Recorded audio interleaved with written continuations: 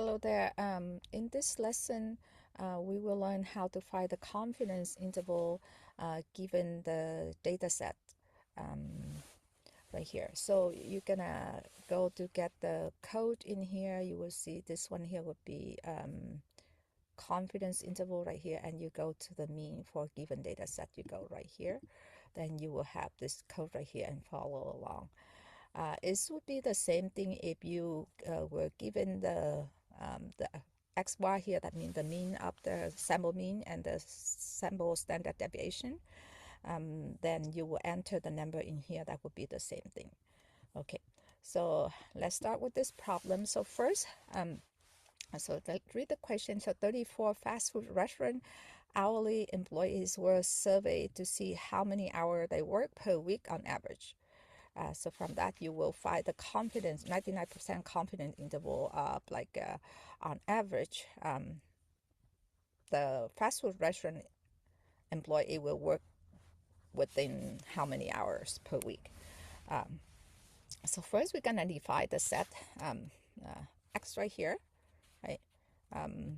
Would be equal. So you can copy the whole code right here and change, but I'm gonna do like this to explain to you what does that mean here. So first we're gonna define the set. We're gonna copy this data here, prepared it for you. If you have the file, then you looking for how to upload the file on my video, and then you can do the same thing. Okay.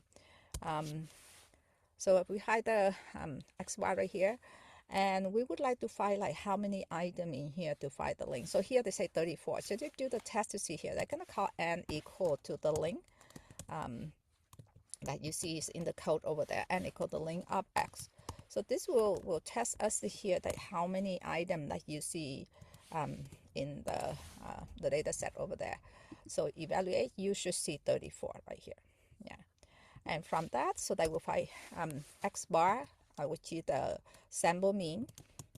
This one would be equal to the mean of the set x.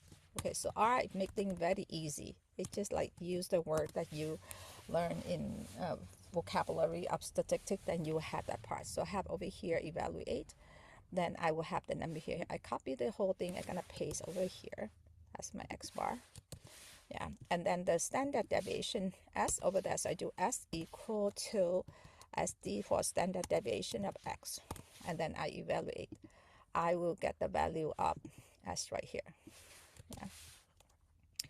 And then the alpha over here that we have 99%, so therefore over here our alpha would be equal to 0.01. So you have to put in there so that the function you see later, it have the alpha in there. So that's why you have to put in that box over here. But we also enter here 0.01 right here. And now from that, we find the critical value. We have to find the degree of freedom, because over here we need right here df, that means degree of freedom. So it's always equal to the sample size, which is n, and then minus 1. Yeah. And then so that you will see the answer will be 33. You should see it right here. Yeah, and then from that you can copy this one would be the critical value. Yeah, make sure you copy only one thing right there, and then you're gonna enter it here. Then this one will give you this one right here, the alpha over 2. You see the alpha over 2 right there. So you evaluate, you will see this number right here. So they have this one have 2 value up and down. We have the positive number right here. So I'm gonna copy this, I'm gonna paste over here.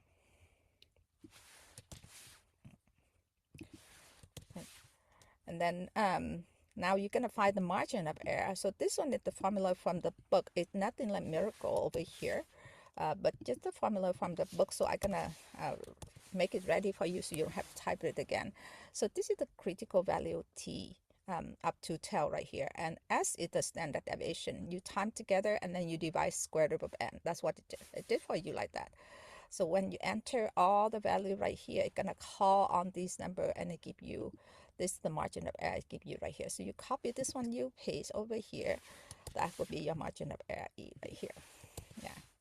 And then the confidence interval that they set right here, right? Remember we have here, we would have this case over here, we don't have the pH, but we have over here would be X bar, right?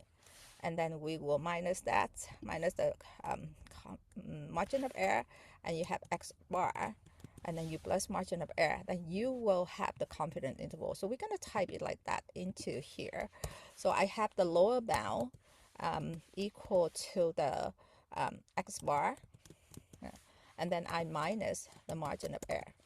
Evaluate. So I have this number right here. So this is the lower bound. So I'm going to have put it in here. The first one between this many hours, and the upper bound would be equal to the X bar, and then plus the margin of error. Like this, margin of error, and then evaluate, and then you will have the upper bound right there. So that's how you find the confidence interval. So you can put it in this way, parentheses that here they call the interval notation, or the triangle, tri-inequality, anything that you want to upper bound, lower bound right here. So let's submit, then you should have all correct. Then go to the link below, copy the cell, copy the question I have here, and then you follow along. I hope it helped.